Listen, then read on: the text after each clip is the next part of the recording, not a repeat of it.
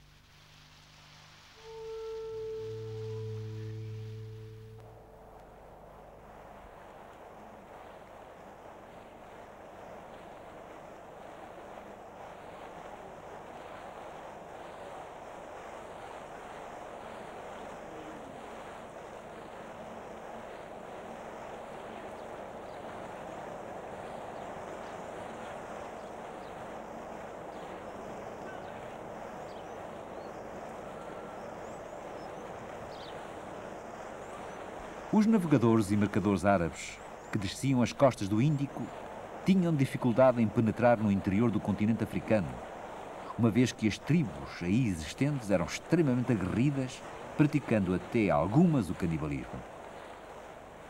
Não se sabe ao certo a partir de quando a ilha foi efetivamente habitada.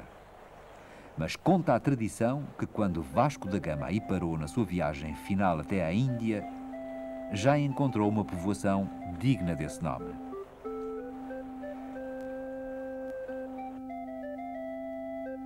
Foram, no entanto, os portugueses que desenvolveram e povoaram efetivamente a ilha. Em primeiro lugar, pelos ventos da monção obrigarem os seus navios da carreira da Índia a aportarem aí em busca de aguada e de aprovisionamento, tanto no sentido ascendente como descendente.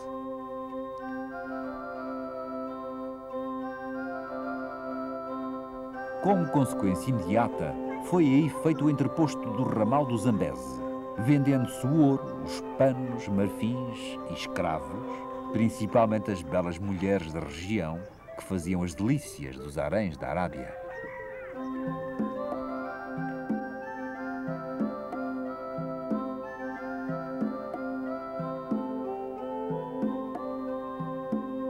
Portugueses e muçulmanos viviam separados numa coexistência pacífica, ditada pelas condições do local e não muito comum noutros locais do globo. Os negros, que não tinham aí meios de subsistência, apenas por lá passavam ocasionalmente.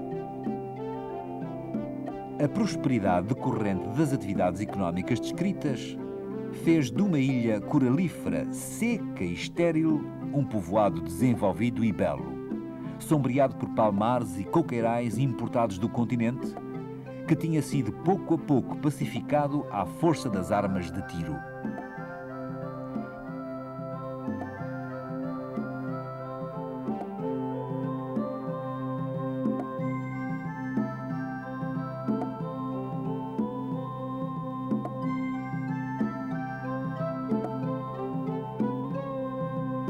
Tão bela era, poderia ter-se inspirado por ela para criar o episódio da Ilha dos Amores. Com efeito, Luís de Camões esteve alguns meses na ilha, a penar a quando do seu regresso da Índia, pois não tendo dinheiro para a passagem para Lisboa, se não fosse a boa vontade do piloto Diogo de Couto, que deu o devido valor ao poeta, poderia aí ter terminado os seus dias e o mundo perderia os Lusíadas, que certamente não teriam sido publicados. A situação de paz vivida na altura não iria durar muito. Os holandeses, aproveitando-se do vazio de poder decorrente da crise de Alcácer Quibir, vão devastar sistematicamente todas as possessões portuguesas.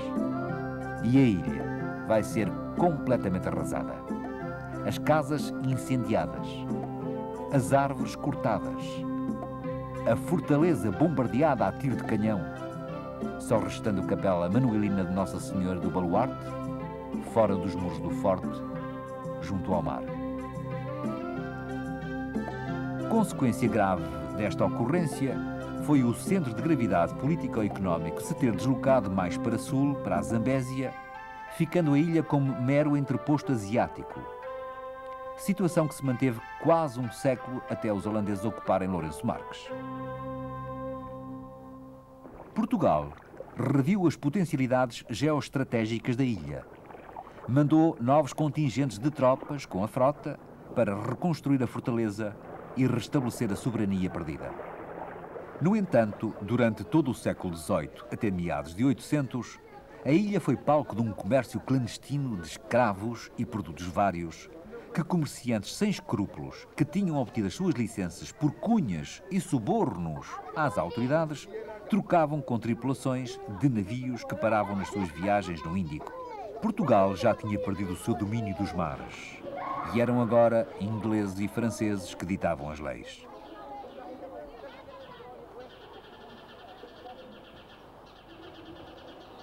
Quando a escravatura foi oficialmente abolida e os negreiros perseguidos, cerca de 1830, esse sombrio mas próspero comércio quase acabou.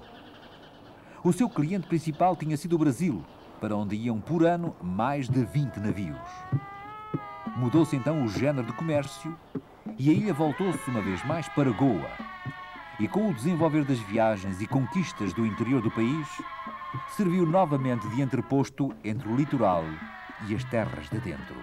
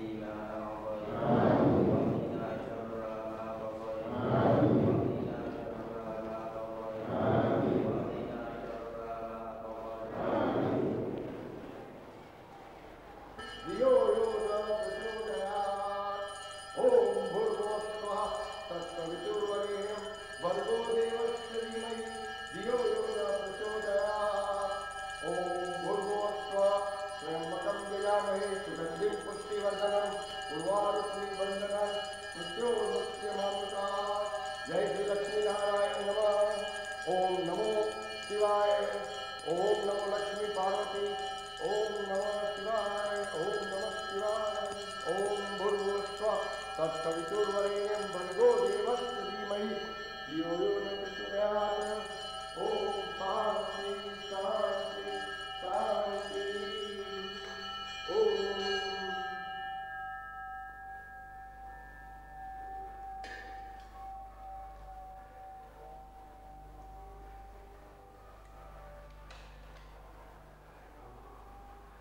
Om शांति शांति शांति भवतु।